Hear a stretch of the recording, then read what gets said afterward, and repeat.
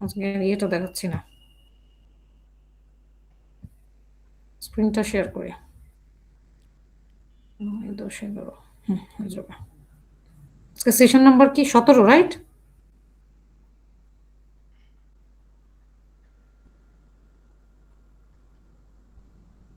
তাহলে 18-19-20 হয়ে যাবে। আচ্ছা, খেয়াল করেন, স্ক্রিন দেখতে পাচ্ছেন তো না? এখন দেখতে পাচ্ছে। এই হচ্ছে সেশন প্ল্যান। সেশন প্ল্যানটা কি সবাই স্ক্রিন দেখতে পাচ্ছেন? পাচ্ছি ম্যাডাম। আচ্ছা, ঠিক আছে। আচ্ছা, সেশন প্ল্যানটা কি একদম সুন্দর করে 2টা লাইন লেখা দেখেন। Session plan is a written guide used by the trainer to help ensure training is conducted in a logical and sequential manner। মানে কি আমি বুঝিয়ে দিচ্ছি। সেশন প্ল্যানটা হচ্ছে একটা রিটেন গাইড, যেটা কিনা কি ট্রেনারকে হেল্প করে যে ট্রেনিংটা কিভাবে হচ্ছে পরিচালনা করা হবে সিকোয়েন্সিয়াল ম্যানারে, অর্থাৎ প্রত্যেকটা ধাপে ধাপে কিভাবে হচ্ছে ট্রেনিংটা পরিচালনা করা হবে। এটাকে বলা হচ্ছে সেশন প্ল্যান। সেশন প্ল্যানের ক্ষেত্রে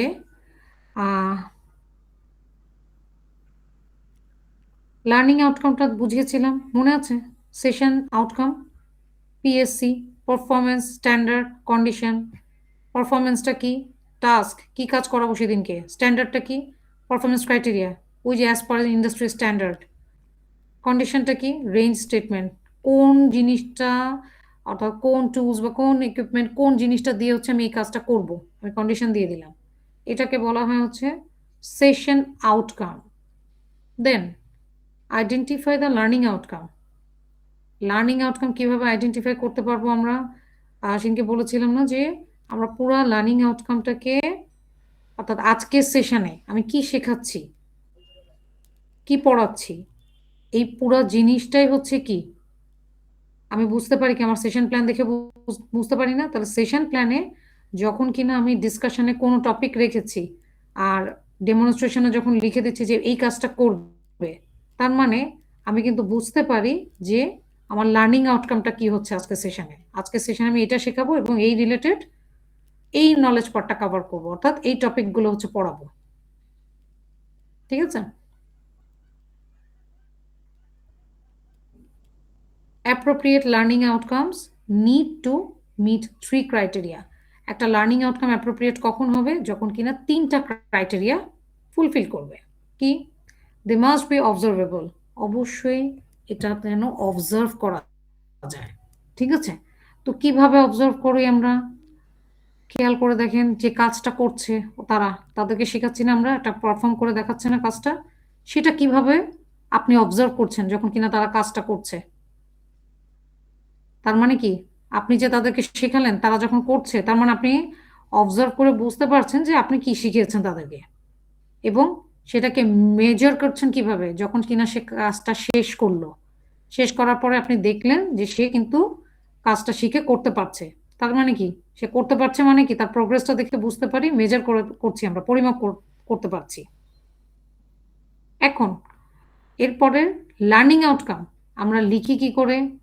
লার্নিং আউটকাম লেখার সময় কি অ্যাকশন ভার্ব দিয়ে লিখি, রাইট? যে কি কাজ করবে, কি ক্রিয়েট করবে, কি পারফর্ম করবে, তার মানে অ্যাকশন ভার্ব দিয়ে লিখব। এবং সেটা কি অবশ্যই ক্লিয়ার হওয়া লাগবে, যেন আমরা আমাদের লার্নিং আউটকাম দেখে বুঝতে পারি যে আজকে সেশনে আমরা কোন কোন টপিক পড়াবো এবং কোন কোন কাজ কোন টপিক পড়াবো এবং কোন কাজটা শেখাবো। এখানে দেখেন সুন্দর করে লাস্ট লাইনটা লেখা আছে, learning outcomes should begin with action verbs and must be clear.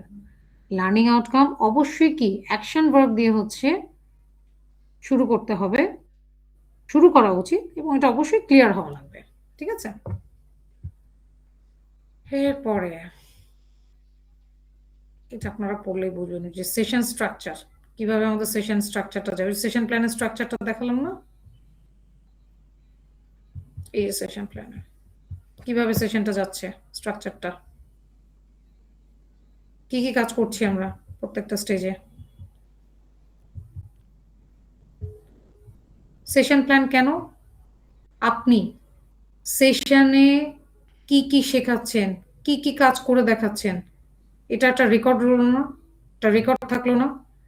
আপনাকে কে যদি হচ্ছে আপনি যে ট্রেনার হিসেবে ঠিক মতন ট্রেনিং করাচ্ছেন, সেটারও কিন্তু একটা এভিডেন্স, এটা একটা ট্র্যাক রেকর্ড থাকলো যে আপনি কিভাবে কি সেশনে রেখে পড়াচ্ছেন আর কি শেখাচ্ছেন। সেই জন্য সেশন প্ল্যানটা করা ইম্পর্টেন্ট।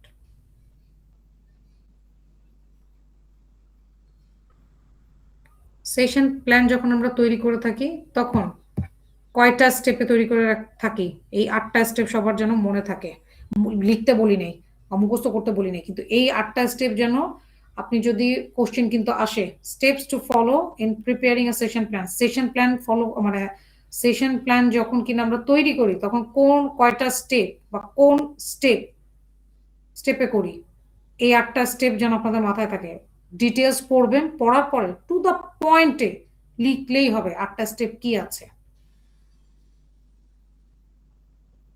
আমাদের প্রথম স্টেপে কি পারপাস অফ দ্য ট্রেনিং থাকে না? ট্রেনিং এর পারপাস কি?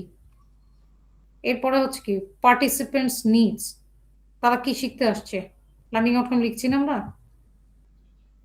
এরপরে আমার ট্রেনিং এর গোল কি, এটাকে মাথায় রেখে কিন্তু আমাকে প্ল্যান করতে হয়। ট্রেনিং কন্টেন্ট, ওই যে ডিসকাশনের টপিকগুলো লিখছি না। ডেভেলপ ইনস্ট্রাকশনাল অ্যাক্টিভিটিস, সেশন প্ল্যানটা যে আমরা স্ট্রাকচার ওয়াইড করছি ওটা তো একটা স্ট্রাকচার্ড ফরম্যাট, তাই না? Prepare the written session plan, অবশ্যই যেন সেশন প্ল্যান রিটেনই হয়, মৌখিক তো আর হবে না।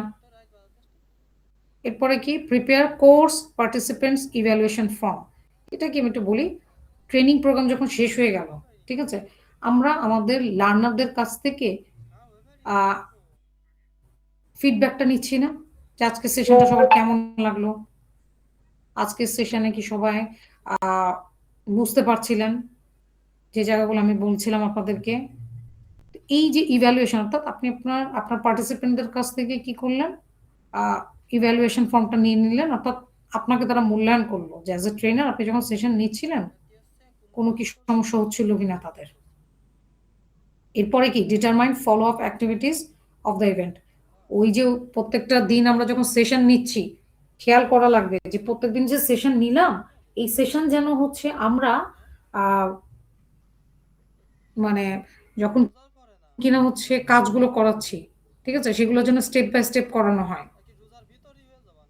একটা সেশন যখন আমরা চালাচ্ছি অর্থাৎ সেটা প্রথম থেকে লাস্ট পর্যন্ত যেন প্রত্যেকটা অ্যাক্টিভিটি স্টেপ বাই স্টেপ করা হয়, ঠিক আছে। সো এই 8টা স্টেপ মাথায় রেখেই কিন্তু আমরা সেশন প্ল্যানটা তৈরি করে থাকি। সো এই 8টা স্টেপ কি এটা একটু সবাই মাথায় রাখবেন। আসেন সবচেয়ে important topic, of the job training, on the job training and online training. Training mode, remember আপনারা ইউনিট ডেলিভারি প্ল্যান যখন করেছেন সবাই কিন্তু ট্রেনিং মোড লিখেছেন, of the job training, right? তখন আমি বলেছিলাম না যে অফ দ্য জব ট্রেনিং মানে হচ্ছে যে আপনাদের ট্রেনিংটা যখন আপনারা করছেন তখন কিন্তু আপনারা কোনো ওয়ার্ক প্লেসে ট্রেনিং করছেন না।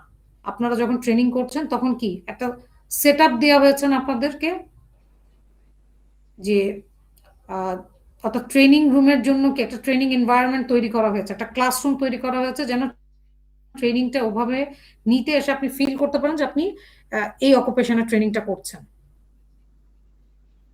এবং পার্টিসিপেন্টরা কি একটা গ্রুপে কাজ করছে এবং প্রত্যেকদিন কি সেই ট্রেনিং এ আসছে। এই জিনিসটাকে বলা হয় হচ্ছে আমাদের of the job training mode.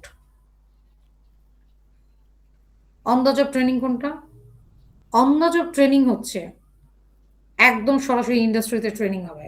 Industry কোনটা আমি বলছি, যদি এখানে আমি ফুডেরটা দিয়ে বুঝাই, ধরেন হচ্ছে হোটেল ইন্ডাস্ট্রিতে আমাকে সরাসরি হোটেল ইন্ডাস্ট্রিতে নিয়ে যেয়ে ট্রেনিং করাচ্ছে, অর্থাৎ হোটেল ইন্ডাস্ট্রি বলতে কি কোন একটা রেস্টুরেন্টে, ধরেন আমি সোনারগাঁয়ে গেলাম, ওখানে যে কিচেন ওখানে কাজ করছি, তো ওখানে কিচেনে কি আমার জন্য সেট আপ দেওয়া আছে না, ওখানে কিন্তু কিচেনে কাজ রেগুলার চলছে, ওখানে কিন্তু তাদের কর্মী আছে। আমি কি করছি, সোজা ঢুকলাম, ঢুকে হচ্ছে কি ওনাদেরকে ফলো করছি, ওনারা কি কি করছে সে অনুযায়ী আমি কাজ করছি। অর্থাৎ আমার ওই ইন্ডাস্ট্রিতে কাজ হচ্ছে, আমার জন্য কাজ থেমে নেই, ওনাদের কাজ হচ্ছে, আমি ওনাদেরকে ফলো করে করে কাজটা শিখছি। যখন এরকম হবে তখন হচ্ছে সেটা অন দ্য জব ট্রেনিং, যেটা কিনা ইন্টার্নশিপ বলেন, ম্যাক্সিমাম জায়গায় দেখেন না আমাদের ইন্টার্নশিপ থাকে, যে আপনি কাজ শিখতে গিয়েছেন, ঠিক আছে, 6 মাস, 3 মাস, ওখানে যারা কাজ করছে তাদেরকে ফলো করে আপনি কাজ শিখবেন, সোজা কথা। তারা আপনার জন্য কাজ থামাবে না, আপনি তাদেরকে দেখবেন, দেখে দেখে শিখবেন। That's call on the job training. Online training কোনটা, যেটা এখন আমরা করছি, ঠিক আছে। এই হচ্ছে training mode.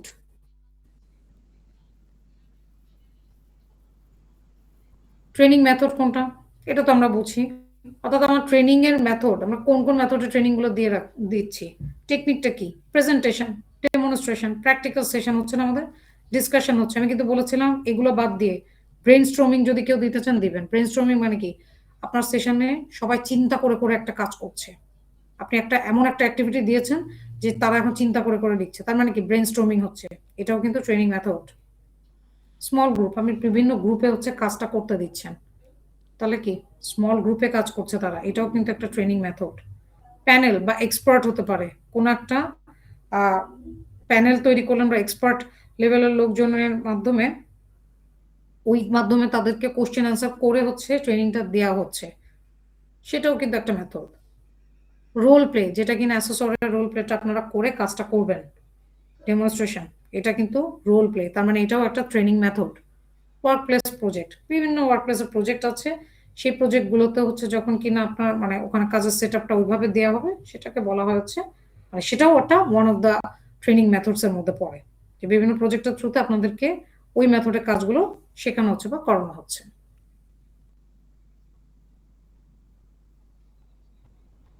Okay, difference between mentoring and coaching. কোচিংটা কি, কোচিংটা হচ্ছে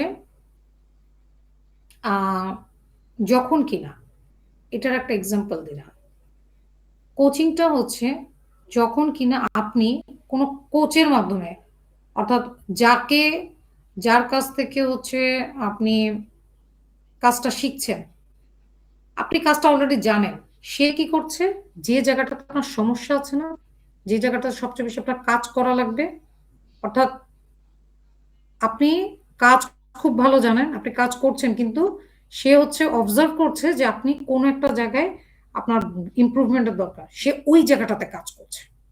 যখন সে ওই জায়গাটাতে কাজ করবে, দ্যাট টাইম ওইটা হচ্ছে কোচিং।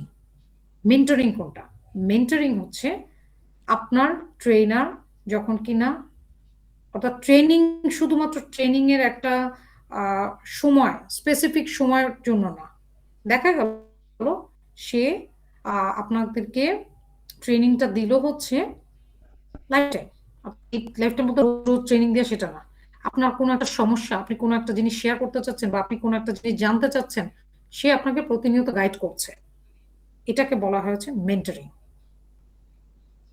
কোচের কাজ হচ্ছে, অর্থাৎ কোচিং যেটাকে বলে সেটা হচ্ছে আপনি কাজ জানেন, শুধুমাত্র যে জায়গাটাতে আপনার ইমপ্রুভমেন্ট দরকার, সেই জায়গাটাতে যখন কিনা আপনার ট্রেনার কাজ করছে, অর্থাৎ আপনাকে পয়েন্ট আউট করে দিচ্ছে বা ওই জায়গাটাতে আপনি কিভাবে ইমপ্রুভ করবেন সেগুলো বলে দিচ্ছে, সেটাকে বলে কোচিং।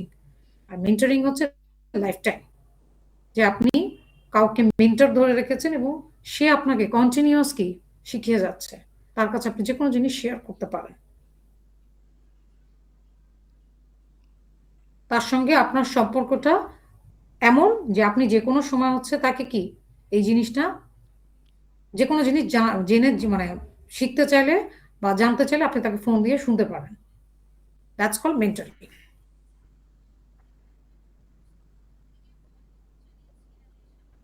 আচ্ছা, সেশন রিভিউটা কি, এর আগেও আমি অলরেডি বলেছি, সেশন প্ল্যান দেখাতে যে, ঠিক আছে, রিভিউ মানে কি, আমরা সেশনটাকে একবার রিভিউ করে দিচ্ছি। কেন, কারণ হচ্ছে প্রত্যেকটা সেশন যখন আমরা শেষ করি, ট্রেনিংরা ততক্ষণ অনেক কিছু ভুলেও যায়, ঘুমায় পড়ে, বা হচ্ছে দেখা গেল মন নেই। সেশনটাকে যদি আমি একটু রিভিউ করে দিই যে আজকে আমরা এই টপিক গুলো পড়েছি, তাহলে কিন্তু তারা বিষয়গুলো একটু আরেকবার একটু মনে করতে পারে, রিকল করতে পারে, ঠিক আছে। তো এই জন্য হচ্ছে আমরা সেশনটা ক্লাসটাকে রিভিউ করব। রবার্ট গানের 9 স্টেপ অলরেডি হচ্ছে আমি আপনাদেরকে বুঝিয়ে দিয়েছি, এখানে সেটাই দেওয়া আছে। আচ্ছা, এগুলো তেমনটা ইম্পর্টেন্ট না, চেকলিস্টের বিষয়টা। চেকলিস্ট তো আমরা জানি না, চেকলিস্টটা কি বিভিন্ন কাজের ক্ষেত্রে হচ্ছে আমরা কাজগুলো দিয়ে সাইডে একটা টিক বক্স রেখে দিই, যে ওই কাজগুলো হলে তখন হচ্ছে কি চেকলিস্ট আমরা টিক দিতে থাকি।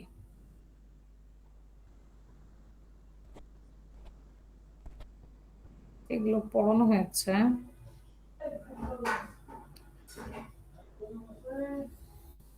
পিডব্লিউডি পড়ানো হয়ে গেছে আপনাদের।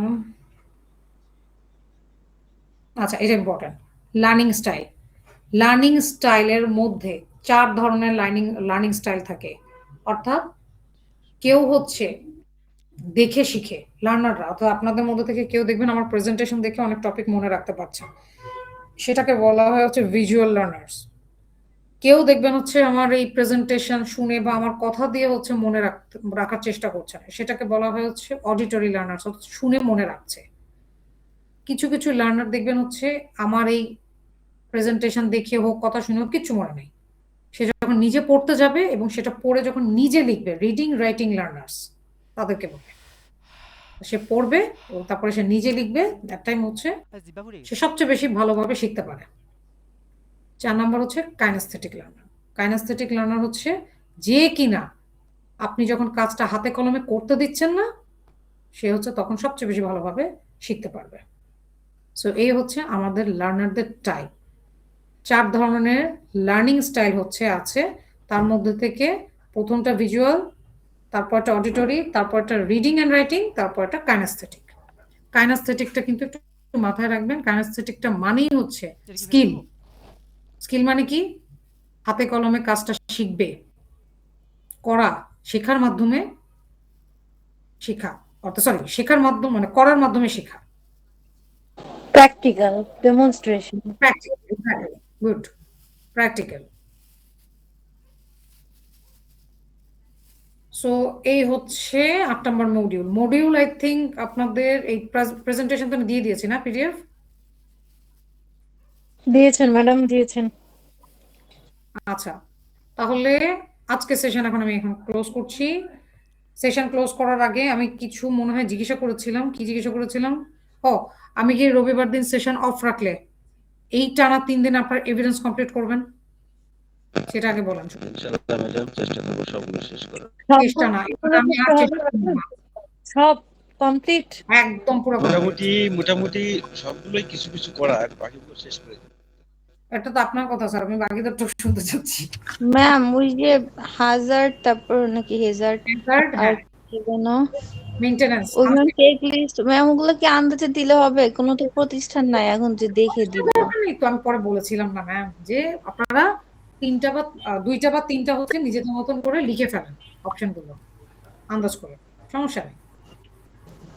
ম্যাম আমাদের মডিউল কয়টা শেষ হয়েছে? আমাদের মডিউল শেষ হলো 8টা, আর 4টা বাকি আছে, তারপর আমাদের সম্পূর্ণ কমপ্লিট। হ্যাঁ 4টার মধ্যে থেকে আইসিটি যেটা আছে, আইসিটির কাজগুলো হচ্ছে আমি অলরেডি আপনাদের বলেছি যে আমাদের আইসিটিতে মডিউলে কি আছে আমি একবার একটু দেখিয়ে দিব, ঠিক আছে? তার মধ্যে থেকে 3টা জিনিস নিয়ে আছে। একটা হচ্ছে Microsoft Word, Excel, power point.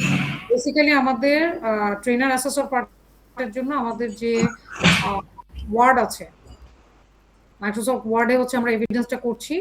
আর যে পাওয়ার পয়েন্ট প্রেজেন্টেশনটা আমি তৈরি করে দেখিয়ে দিব আপনাদেরকে যে কিভাবে তৈরি করবেন, ওইটার উপরে হচ্ছে আমাদের আইসিটিটা। এক্সেলটা এখানে দরকার নেই, সো এটা আমি আর দেখাবো, ঠিক আছে? শুধুমাত্র ওয়ার্ডের কাজ তো অলরেডি আপনারা করছেন এভিডেন্সের ক্ষেত্রে। তো এখানে যদি ছোটখাটো যে কাজগুলো আছে ওগুলো যদি আপনাদের আটকে যান তখন আমি দেখিয়ে দিব। আর প্রেজেন্টেশনটা তো আমি পুরো শিখিয়ে দিচ্ছি। তো এই 2টা জিনিস শিখলে আপনাদের জন্য আপনাদের আইসিটি কমপ্লিট, ঠিক আছে? প্র্যাকটিক্যালি।